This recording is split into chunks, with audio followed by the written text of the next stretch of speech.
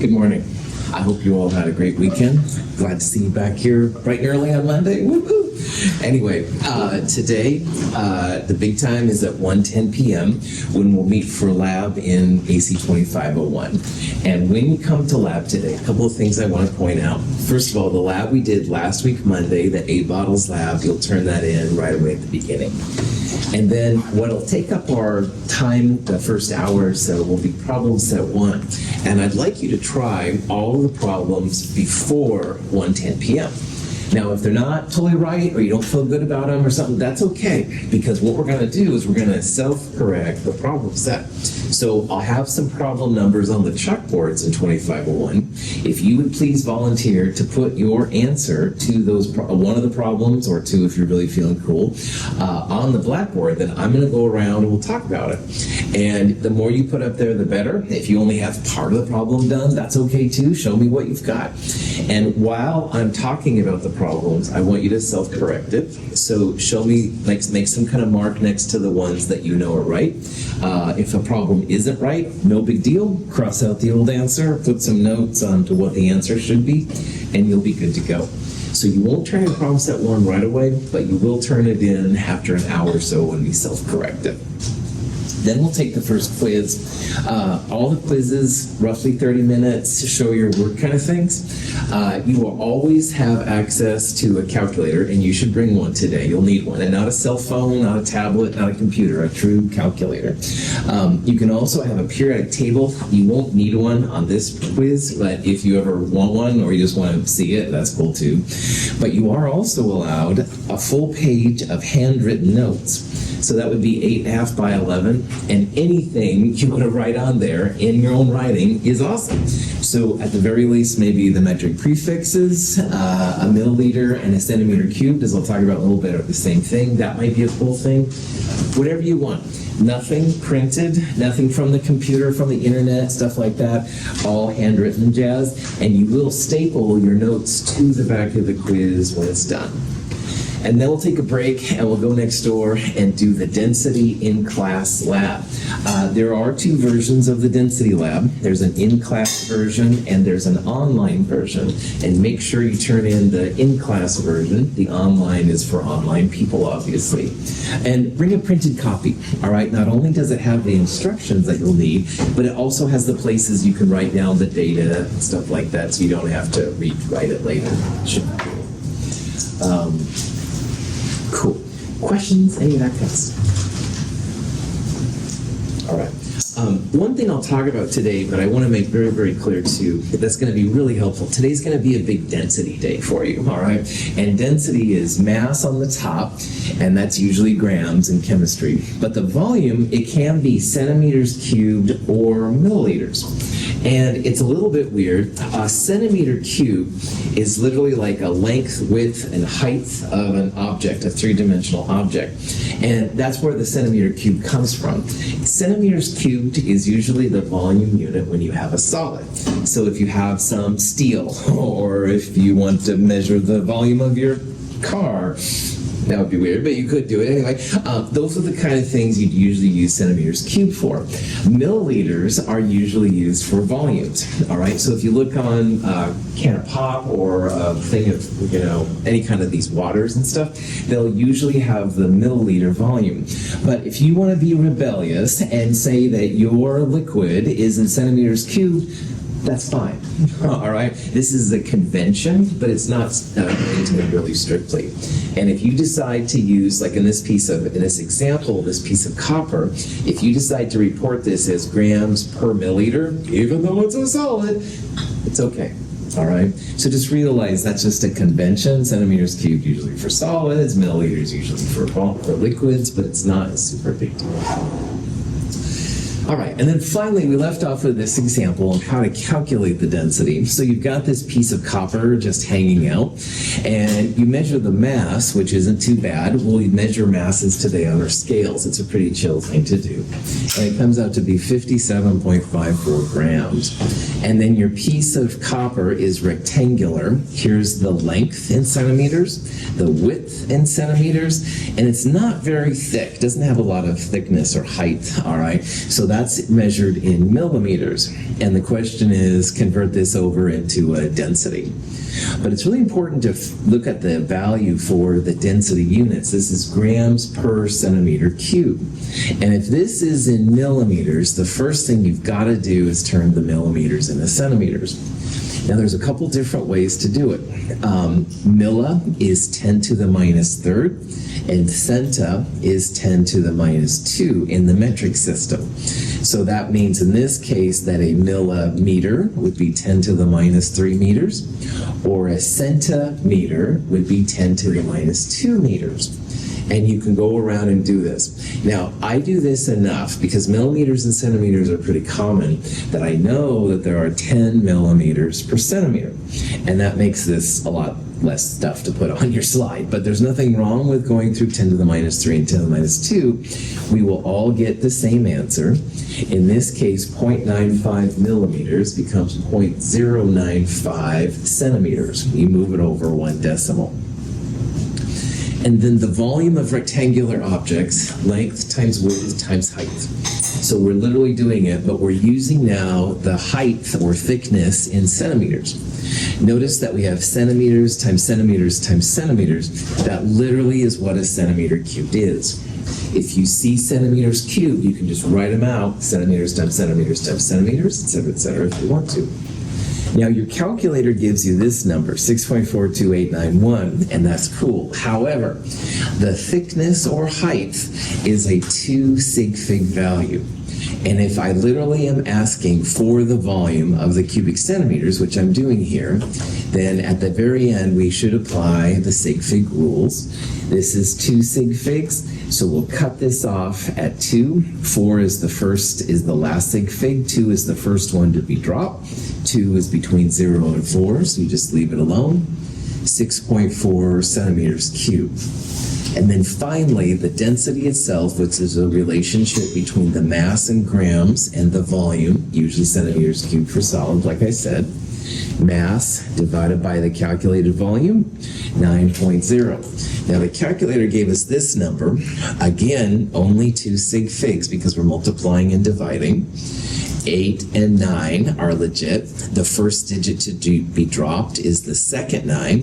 That's between 5 and 9, so we round up. 9.0.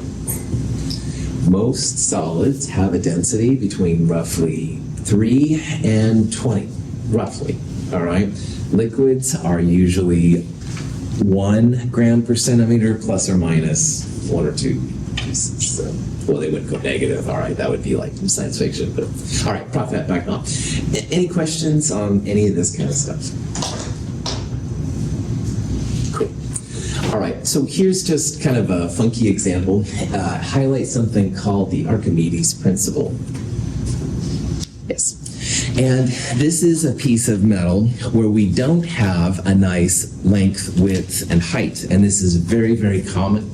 And if you don't have a nice defined length, width, and height, you can't multiply them together to get the volume. So the Archimedes principle, which is also known as displacement method, is actually a technique we'll use today because most solids don't have nice, well-defined corners and stuff like that. And what they do is they'll place the solid in a liquid that has a density less than the solid. So what happens is, this is the graduated cylinder before, and you can see it starts at 10.0 centimeters cubed, which would be 10.0 milliliters. Either way is fine. And then you drop the piece of metal in the water, and you can see that the volume is displaced. It goes up, all right? And the final volume now is 22.3 centimeters cubed. And if we know that the initial mass is 33.2 grams, we can calculate what this density is going to be. Now, when you use the displacement method or the Archimedes method, it's final volume minus initial volume. You've got to get rid of the volume from your liquid. So if we had 10 centimeters cubed of liquid to begin with, 22.3 minus 10, or 12.3, that would be the volume of our metal. All right, it's the volume that it occupies. So volume of metal plus volume of water equals 22.3. And since we know the volume of water right here, we can just subtract these two to get the volume of the metal. So 33.2 divided by this minus this, which is 12.3, shouldn't be a huge number, comes out to be 2.70 grams per centimeter cube. And in this case, since we have this cool little table, we can actually identify the metal. Aluminum is a relatively low density metal, 2.70 grams per centimeter cube. And once in a while you'll hear about this thing, and supposedly Archimedes was trying to solve this problem for the king because people were bringing the king fake gold. And fake gold is cool, but it's not as nice as real gold, all right? And they were having a problem identifying the fake gold from the real gold. So supposedly he was in the bathtub and he was like, "Oh, Eureka!" And apparently he went running around the city naked or something. But I don't know, keep it G-rated, Russell. But anyway, Archimedes' principle, he went in the bathtub and the water went up. And he thought, aha, I bet we could do this. And gold is more dense than fake gold.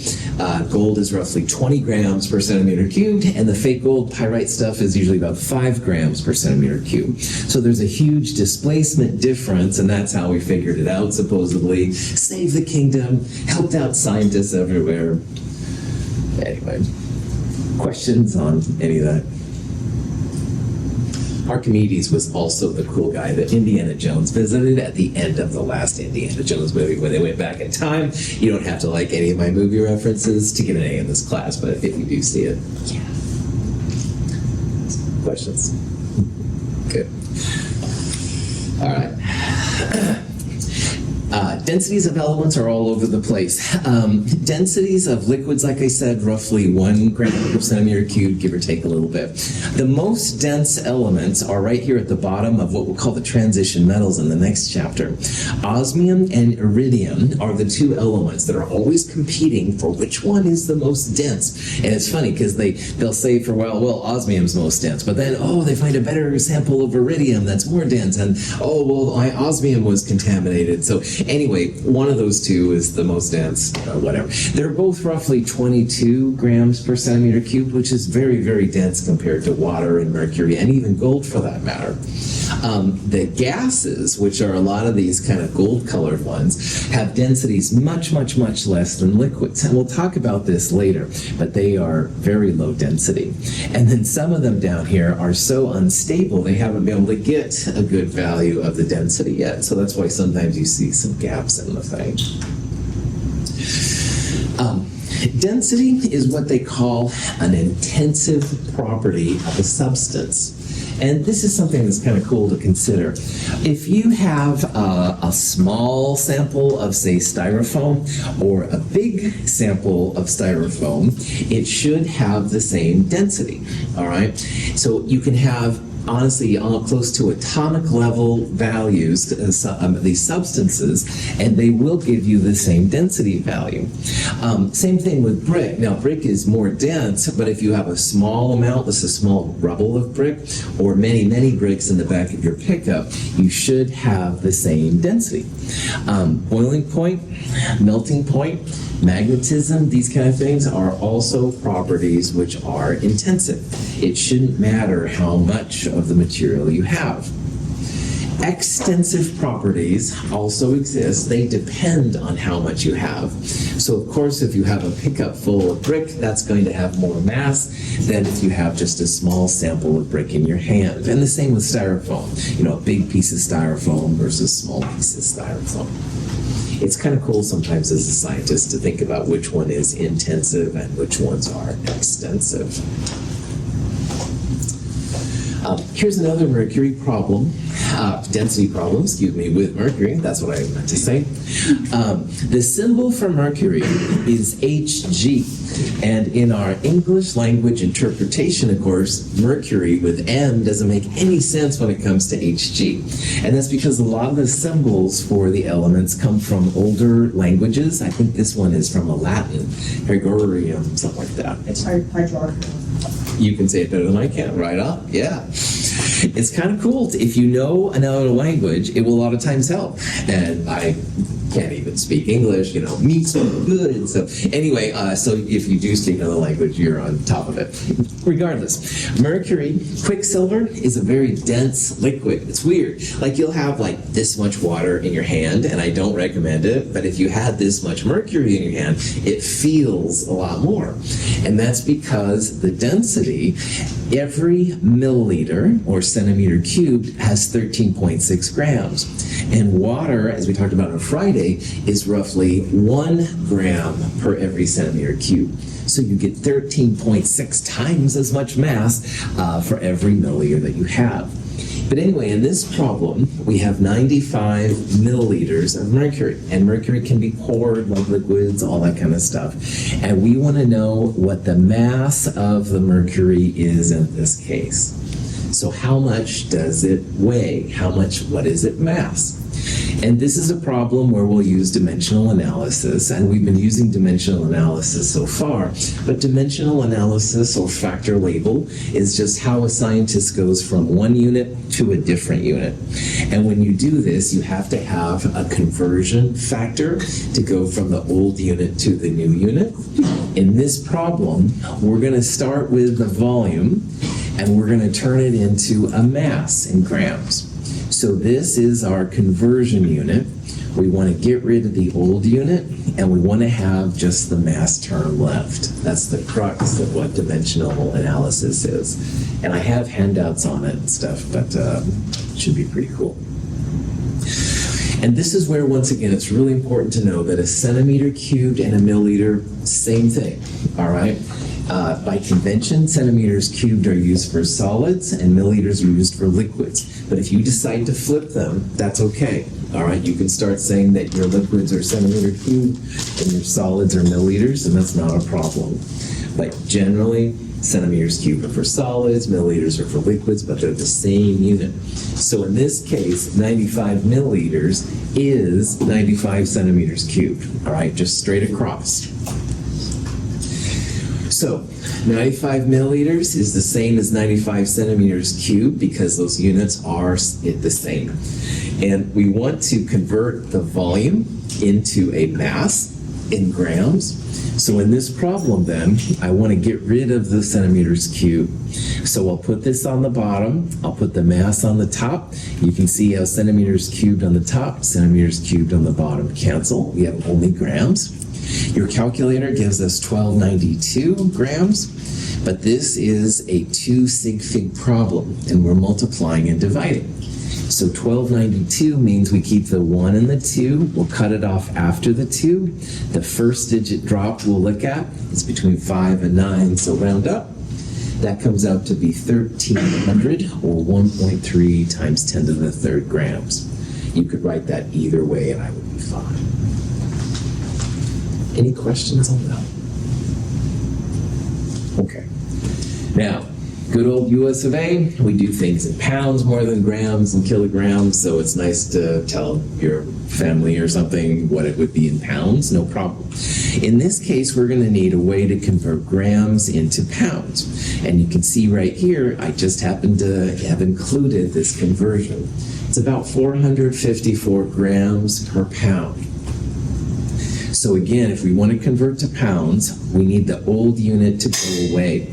So we want the grams on the bottom. Grams divided by grams is just 1. The grams cancel. Pounds, which gets the symbol LB, is left. Your calculator gives you this number. Cut it off to the 8. Round up because of the 6. 2.9 pounds. So not a lot of volume. Actually has a pretty good amount of mass to it. 3-ish pounds is a pretty good amount. Any questions? You do not need to know any of the metric to American conversions on any of my quizzes, exams, that kind of stuff. I would give you those, like in this case, if you needed them. I would like you to know how to, that a centimeter cubed and a milliliter are the same. The millimeters to centimeter thing would be a cool thing to know. But anything with pounds and stuff like that, no, don't worry about it.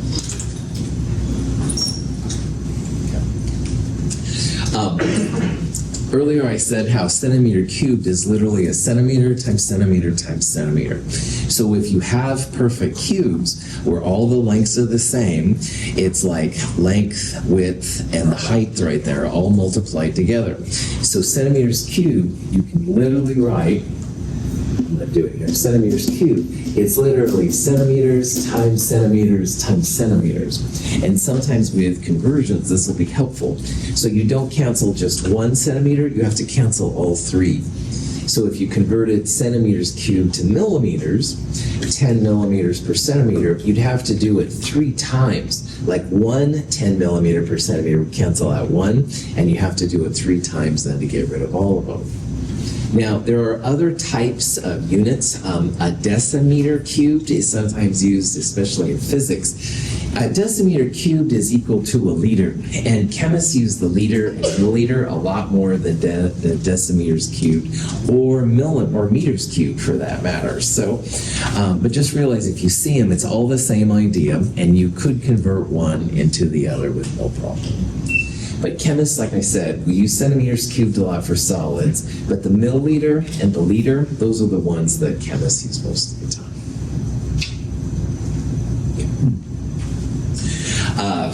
Yeah, here's Dr. Strange trying to convert these all over and stuff, which, oh shoot, I did it too fast. If you look at this real carefully, it says like gallon, pint, quart, and stuff like that, and there's little numbers in there. Anyway, it's totally cheesy, but this is why the chemists like these better. It's all powers of 10, all right? And I haven't used decimeters cubed for a long time, but I could convert centimeters to decimeters cubed because it's a factor of 10.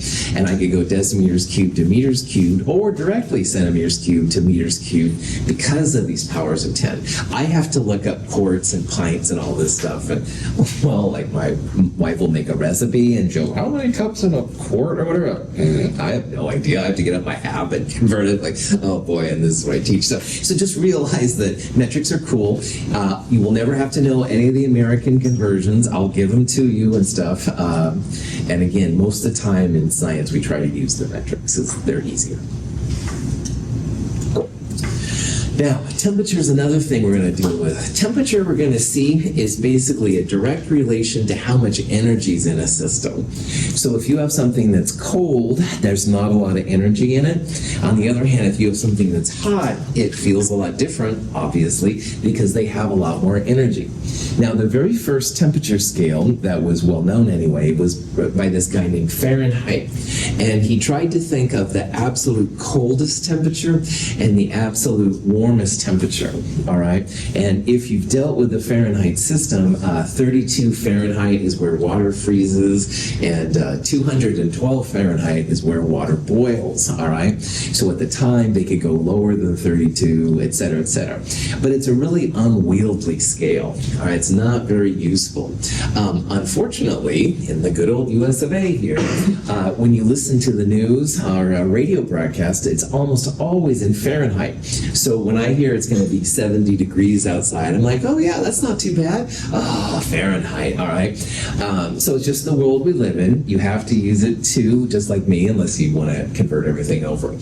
But as scientists, we use exclusively Celsius and Kelvin. Celsius and Kelvin are awesome. Celsius, which was developed at this time, Celsius has 0 degrees for where water freezes and 100 degrees where water boils. And it's a factor of 100, which is a factor of 10. And that makes a big, big difference. So most of the world uses Celsius for their temperatures and stuff, which is great. And we will use it in our lab. We'll use a Celsius thermometer today, for example. But Kelvin is also useful. Now, Kelvin came a little bit later by this guy named Lord Kelvin. Kelvin scale starts at 0, which is, in theory, the place where all matter stops. Now, even if you have an ice cube, or you have liquid nitrogen, or the coldest thing you can think of, in theory, the atoms themselves are still vibrating. They're still moving around a little bit because they're above 0 Kelvin. But in theory, If you get down to 0 Kelvin, that's where all the matter stops, all right? And you can't go any colder. Now, liquid helium is the coldest thing I've ever dealt with, and it's about 4 Kelvin. It's really close to 0 Kelvin, but it's not 0 Kelvin. It still has movement and stuff like that. There's lots of discussion about getting to 0 Kelvin, which in theory shouldn't be measurable because there's nothing to measure. There's also some discussion about people going below 0 Kelvin, which is just cool as heck in my science fiction world. However, in chemistry, for better or worse, we will never go below 0 Kelvin, all right? In physics, you might talk about it. And there's some people that claim maybe they've done it, blah, blah, blah, whatever. In chemistry, Kelvin will always be a positive number, possibly 0, but not very likely. It'll always be positive. Celsius, on the other hand, can be positive or negative. If you go below 0 Celsius, where water freezes, you'll start getting into negative Celsius values. So when you calculate numbers, all right, Celsius, positive or negative, definitely. Kelvin in our class should never be negative. And Fahrenheit, we will try to use as rarely as possible, to be totally honest. Any questions on that? We'll talk more about Lord Kelvin in Chem 223. I have a little bit of a beef with him, but I'm not going to talk about it right now because I'll just get myself off target once again. But anyway, the Kelvin scale is actually pretty cool. Now, temperature scales are usually referred to where water freezes and boils because water is so important to us. Here's Celsius, all right, so 0 is where water freezes and 100 is where water boils. The difference between those is 100 degrees. And why that's important, in the Kelvin scale, 273.15 is where water freezes and 373.15 is where water boils. And the difference between them is 100 degrees, same difference. And that has some serious implications for stuff we're going to do later. But what's really cool is that usually in chemistry, we measure in Celsius, like you'll measure today in Celsius, and then certain types of applications, we convert Celsius to Kelvin for calculating things, all right? And we'll do this in future labs, not this week's lab, but in future labs we'll do it. And it's pretty straightforward since it's only 100 degrees difference. Now, crazy Fahrenheit, on the other hand, has 180 degrees difference between its freezing point of water and boiling point. So converting from Fahrenheit to Celsius is not always straightforward. And I'll show you how to do it. I'm not as worried about that. A Kelvin degrees and a degree Celsius, the difference would be the same, which is a really cool kind of thing. And that's why chemists use these so much. And again, we just talk about Fahrenheit because it's around us. It's what the popular media uses. Excuse me. Here's just some more examples. This is a little thing from Foxtrot where he talks about a full circle and stuff like that. No big deal. Again, I'm going to point this out. No negative Kelvin temperatures. So if you ever calculate something with Kelvin and it comes out to be negative, something's wrong, all right? Now, maybe in physics there might be an application for that, but not in chemistry. Chemistry, Kelvin is always positive. Possibly 0, but pretty unlikely, all right? We'll talk about 0 Kelvin more than actually calculate it with it. On the other hand, Fahrenheit can be all over the place, which is kind of interesting. Now, another thing, if you want to get on my good side, don't use a degree symbol with Kelvin. This is hardly critical, but technically, if you look here, degrees Fahrenheit, there's that little circle, that's the degree symbol. Degrees Fahrenheit, degrees Celsius, totally cool, but really Kelvin should not have a degrees. And astronomers and photographers are always talking about degrees Kelvin, and technically it's not supposed to be. So again, this is just chemists being weird, I know, but technically, in theory, Kelvin is a degreeless symbol. These are more measurement-based, and this is more calculation-based. That's what I've been told by their stuff. But if you accidentally call it degrees Kelvin, I won't hold it against you, although I might make a snide remark or something, but no points off. And questions?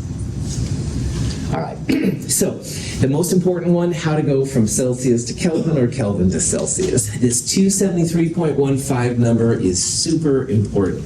You should put this on your page of notes if you don't know it.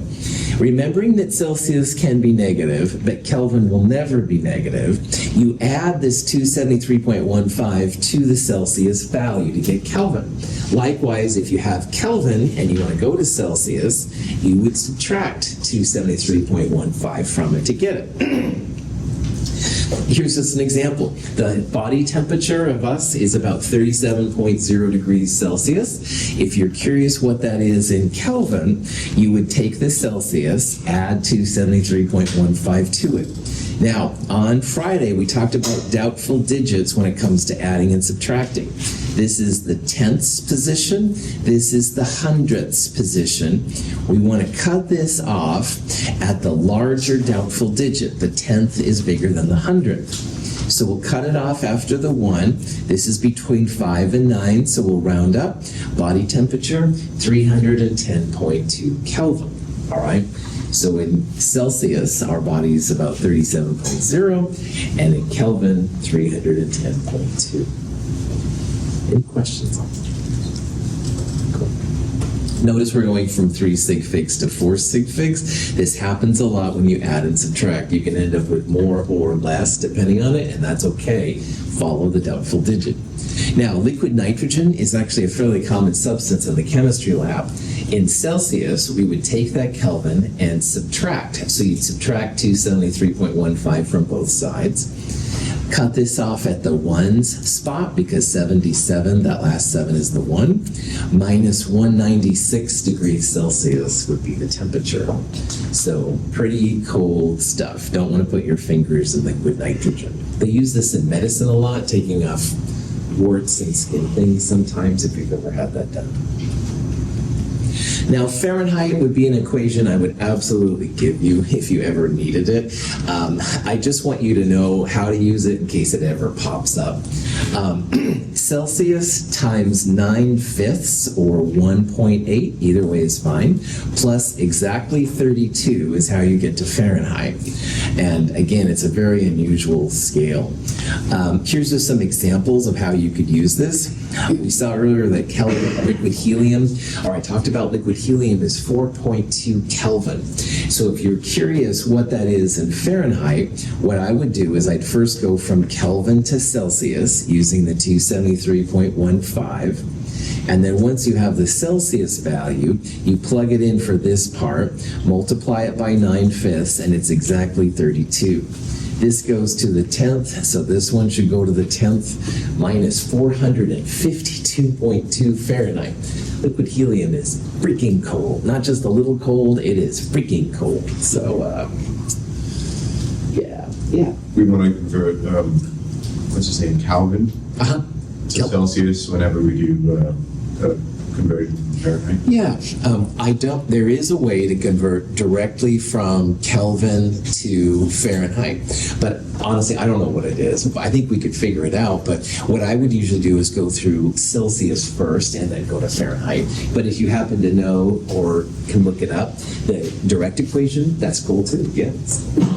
But on quizzes and exams, this would probably be the way I'd recommend it. Yeah. Good question. Other questions? Okay. So here's a question.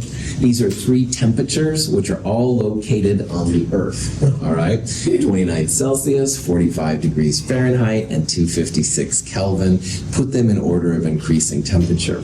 Now, again, if you have the conversions, you can do any unit you want to. But the one that I would be most familiar with would be to convert everything to Celsius. Fahrenheit to Celsius, you can use this one. Kelvin to Celsius, you can use that one. So these are just some suggestions. But again, if you have access to the internet or you have the equations, you can absolutely do it. So let's do the Kelvin one. 256 is the Kelvin. We want Celsius. So 256, this on the other side would be minus 273.15. It'll come out to be a negative number, which is a negative Celsius value. So we at least know that 256 is lower than 29. Now for this one, what I would do is put it in right here. I've dealt with Fahrenheit so much that you can sometimes figure it out, like you can double it, but the best way to do it, 45 would be here, minus 32 would be the first step, and then you divide by 9/5 or 1.8. And when you do that, then it comes out that the Fahrenheit is actually colder than the Celsius a little bit too. Oh, that's fine. Yeah, no worries. Any questions on that?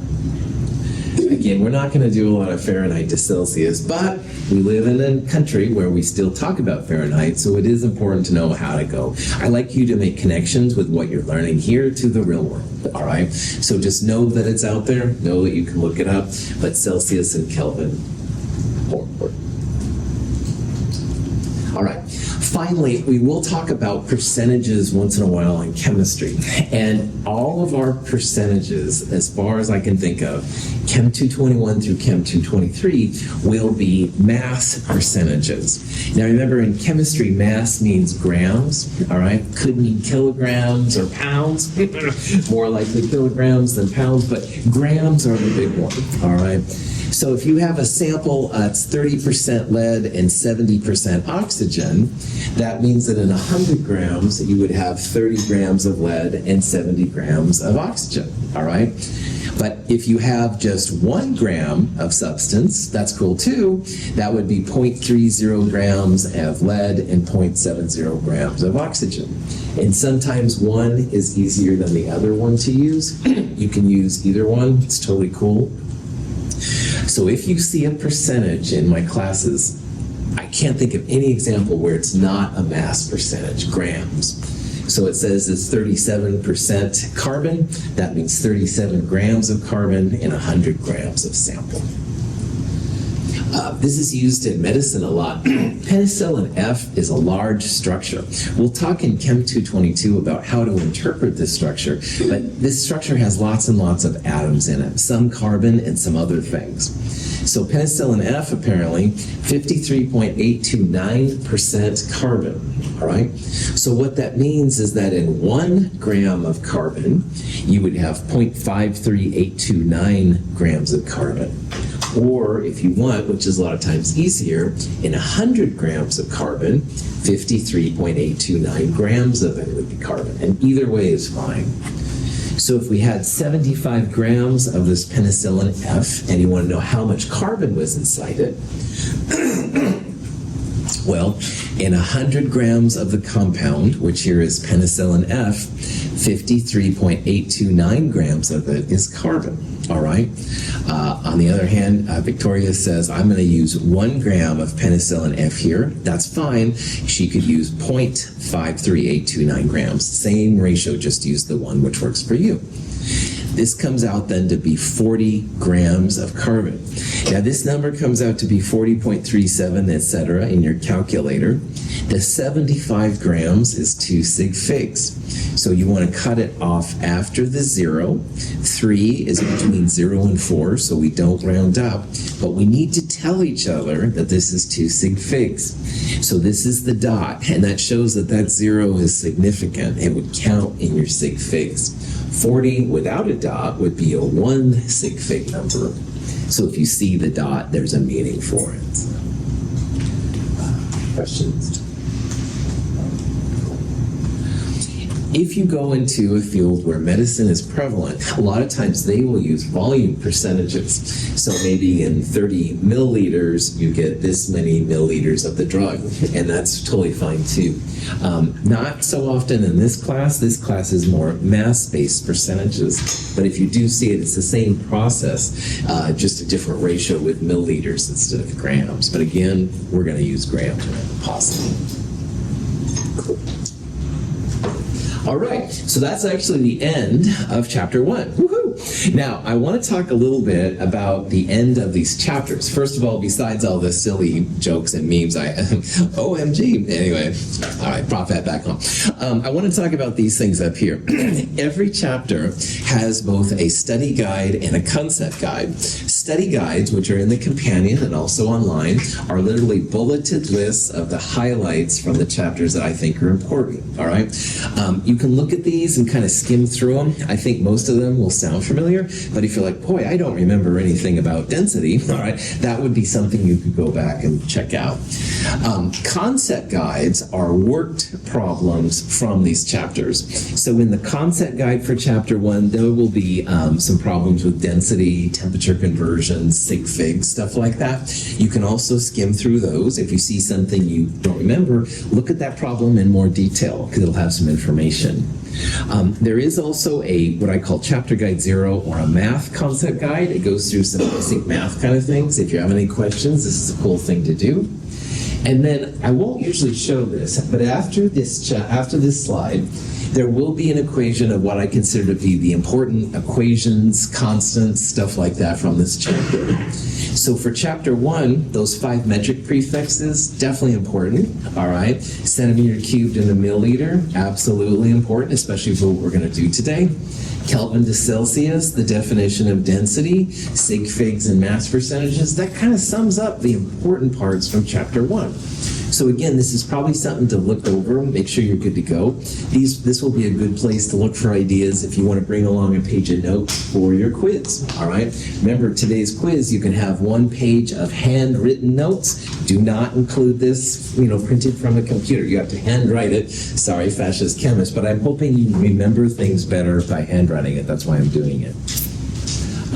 Also, after this, there are some problems. It depends on the chapter how many there are. These are just some questions and stuff, and the answers on the next page. So some of these first ones are a lot of sig fig kind of questions. You can check it out. Here's a couple of problems, and the answers will be on the next page. So if you try these out and you get the right answer, pat yourself on the back. But on the other hand, if you don't get 50 milligrams here, that might be a good time to talk to the tutors and the LSC upstairs above the library, or email me or come to my office hours, stuff like that. Check it out. Any questions? Cool. So without further ado then, let's get out of chapter 1, which is kind of boring, honestly, and go on to a little bit more exciting chapter. So chapter 1, it's kind of like walking into a big building, and the very first floor, they've got like a directory of all the different floors you can go to, and it'll say like, well, you have to go through this elevator, but that's the freight elevator, don't use that one. It's important stuff to get through the building, but it's honestly not too exciting. But in this chapter now, we're going to start getting into the nuts and bolts of what atoms are all about, and what designates like sodium from lithium, stuff like that. This little thing is kind of funny. It shows all the positive ions on one side of the classroom and all the negative ions on the other side. Woohoo! And there's an attraction between those, all right? Really cheesy, I know, kind of embarrassing, but you get the idea. I call this chapter 2, part 1. And it's all of chapter 2 and a tiny bit of chapter 3 in our textbook, all right? So just realize it's a little bit of chapter 3 with a little bit of chapter 2, and it's mostly chapter 2, but a little bit of that thrown in as well. Okay. So atoms are the building blocks of everything around us, all right? You and me and my remote control and your cell phone, et cetera, all made of atoms. And atoms are literally the smallest pieces of the element. So if you have a sample of chromium, you're going to have lots and lots of atoms in it. If you have a sample of water, for example. Water is a mixture of hydrogen and oxygen, so you'll have hydrogen atoms and oxygen atoms in it. Now, notice here's a hydrogen representation of an atom, and here's an oxygen. And you can probably see the oxygen is a little bigger than the hydrogen atom. And we'll talk about why that is here in a little bit. So not all atoms are the same size, all right? Some are a little bigger, some are a little smaller. All atoms are spherical, all right? They have like a sphere associated with them. Electrons are these blue kind of things shimmering around the outside. These are better representation of electrons than these are right here. But when you have static pictures, it's difficult to show their nature. We'll talk about the nature of electron at the end of Chem 221. In the middle of the atom, though, is what they call the nucleus. This is different than the nucleus of a cell, but it's a similar idea. It's like the center. In the atom's nucleus, they have protons and neutrons. So all those protons and neutrons are kind of squished together. And electrons are around the outside right there.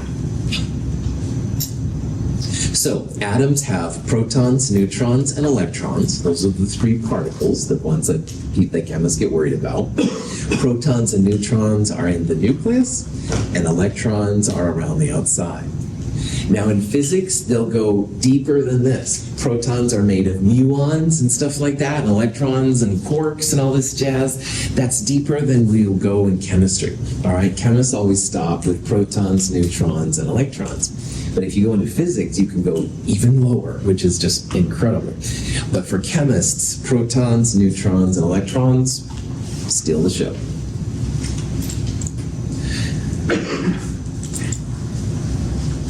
If modern astrophysical theories of the origin of the universe are correct, in the first few moments of the violent birth of the universe, there were only two elements, hydrogen and helium.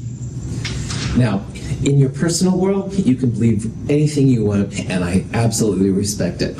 In the science world, all right, we believe in the Big Bang. That's where the universe started. 13.77 billion years ago, supposedly, according to the best estimates, is when the universe was created, all right? It was a really small point, smaller than like a lot of atoms, and for whatever reason, kabam! The biggest explosion ever of all time happened at the Big Bang. And at first, there weren't even any atoms. Finally, hydrogen started to be made, and then helium after that, and et cetera, et cetera, et cetera. It went on from there, and now we have all the atoms that we see in the world, which is kind of crazy. Really important to us. All of our bodies are made of these atoms. Hydrogen, helium, carbon, oxygen, neon, all these kind of things are very, very important. All the elements have different properties. We'll talk about their different properties as we go on. So billions of years later, all right, you started to have more and more elements. And this is what they feel the best representation of how much element of each element exists in the universe, cosmic. Now, of course, we haven't done that much with the universe, so these numbers, some of them may be really far off. But you see some trends. Hydrogen is the most abundant. The higher on the scale, the more abundant it is. Helium's not far from it. Not a lot of lithium, all right? And when it comes to batteries, which use lithium, that's becoming a little bit of a problem. And beryllium and boron. Carbon, quite a lot of that. Oxygen, a lot of that. Here's aluminum, silicon. Iron is going to be something we'll talk about in Chem 222, why it's there. And the amount of iron will continue to go up, but I'm going to leave that more for later as we go through. Now, this is in the universe, all right? And of course, the universe is huge, and we'll talk about how they can analyze other stars and stuff to see this stuff. In the Earth itself, most of the crust of the Earth, which we're walking on right now, is silicon and oxygen. So most dirt is essentially different types of silicates. This is where geology really kicks in. The air we're breathing right now is roughly 70% nitrogen and 30% oxygen. So when you breathe in, most of what you breathe in is actually nitrogen. It's the oxygen that we need to make our bodies happen. So. Now, elements are a relatively new discovery, theory in chemistry, and this has not always been the case. So in the old days, like I'm talking ancient Greece here and stuff, they started to come up with kind of an idea as to what the matter we see around us was made of. And Empedocles, I think is how you say his name, and Aristotle were the two that pushed this idea. They proposed 4 elements. Plato was apparently the one that first did it, but they were the ones that pushed it. And the 4 elements were fire, earth, water, and air. All right?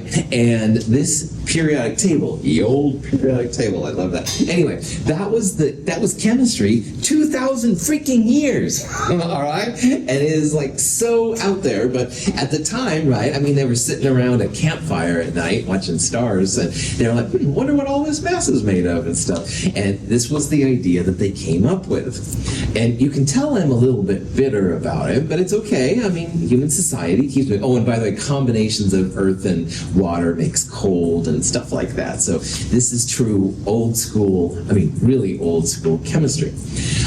These people created this theory, but I wish they would have listened to this guy. His name is Democritus, and he was around the same time as Plato, Aristotle, all these people. And he had a totally different idea. He said that the universe consists of the void and atomos, which in translated comes out to be atoms. And atoms, he said, have structure and volume, and it's the smallest piece of matter possible. He used the idea of gold. You keep splitting gold up into smaller and smaller pieces. Finally, you'll get down to some part that's so small, you try and split it, and it's no longer gold. And wow, it's unfortunate that this theory wasn't made forward, but it's okay. I mean, this was a long time ago. They didn't have science, and here's a cartoon where they're making fun of him. Apparently, Democritus was from a part of Greece which wasn't seen as intellectually good. It was like a more backwaters town. I don't know. You pick a town that you think is backwaters, that would be like Democritus, where he's from. But anyway, chemists now have taken his ideas, called them atoms and stuff like that, so he's seen as cool. So Democritus was actually the first person to propose the idea of the atom, and that there is a smallest piece of matter that exists. Question? Could have evolved so much faster. Yes, definitely. Hindsight's always 20/20, right? What are you going to do? But it's kind of cool to know that sometimes progressive thinkers, even if it's 2,000 years later, still have their day.